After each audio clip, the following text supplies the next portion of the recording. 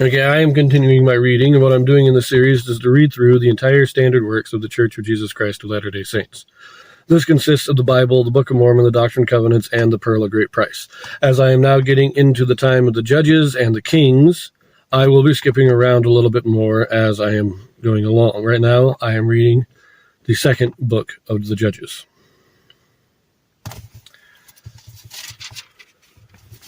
Second chapter of the book of the Judges. An angel rebukes Israel for not serving the Lord.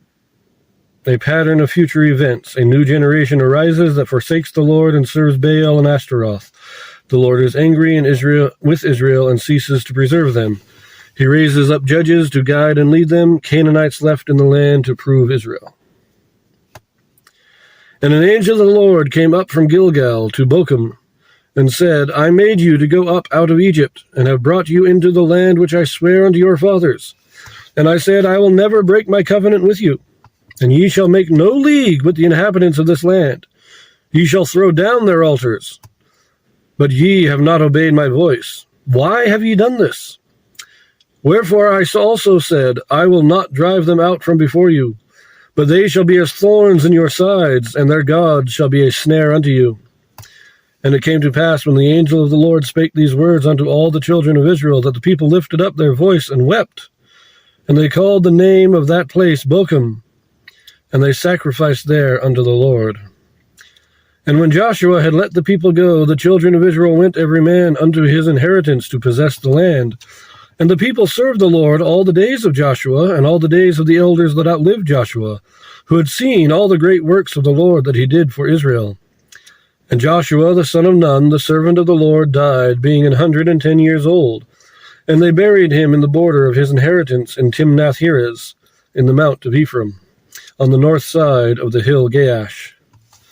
And also all that generation were gathered unto their fathers. And there arose another generation after them, which knew not the Lord, nor yet the works which he had done for Israel. So we are reviewing the death of Joshua. I don't think that what happened in chapter 1 takes place before the death of Joshua. I think it was after that, but we're now reviewing it, saying they didn't drive out the Canaanites. And so this is what's going to happen. But we do know that at least for the time of Joshua and for the time of the elders that outlived him, they were righteous people. They followed the Lord. But now we're getting a new generation. This is a generation that has no direct memory of the time in the wilderness, of that 40 years, or of the conquest. These are people who do not know Joshua. They did not know him in life. They were born after he had died. It's a new generation, and they no longer have personal memories of what God has done. So let us continue, verse 11. And the children of Israel did evil in the sight of the Lord, and served Balaam. And they forsook the Lord their God, and they forsook the Lord God of their fathers, which brought them out of the land of Egypt, and followed other gods, of the gods of the people that were round about them, and bowed themselves unto them, and provoked the Lord to anger. And they forsook the Lord, and served Baal and Ashtaroth. And the anger of the Lord was hot against Israel, and he delivered them into the hands of spoilers that spoiled them. And he sold them into the hands of their enemies round about, so that they could not any longer stand before their enemies. Whithersoever they went out, the hand of the Lord was against them for evil, as the Lord had said, and as the Lord had sworn unto them, and they were greatly distressed. Nevertheless, the Lord raised up judges, which delivered them out of the hand of those that spoiled them. And yet they would not hearken unto their judges, but they went a-whoring after other gods, and bowed themselves unto them. They turned quickly out of the way which their fathers walked in, obeying the commandments of the Lord, but they did not so. And when the Lord raised them up judges, then the Lord was with the judge, and delivered them out of the hand of their enemies all the days of the judge. For it repented the Lord because of their groanings by reason of them that oppressed them and vexed them. And it came to pass, when the judge was dead, that they returned and corrupted themselves more than their fathers, in following other gods to serve them and to bow down unto them. They ceased not from their own doings, nor from their stubborn way.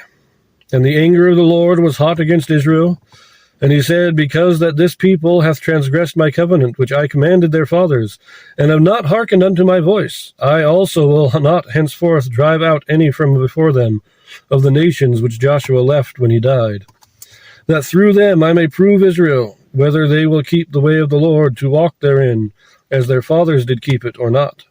Therefore the Lord left those nations without driving them out hastily, neither delivered he them into the hand of Joshua.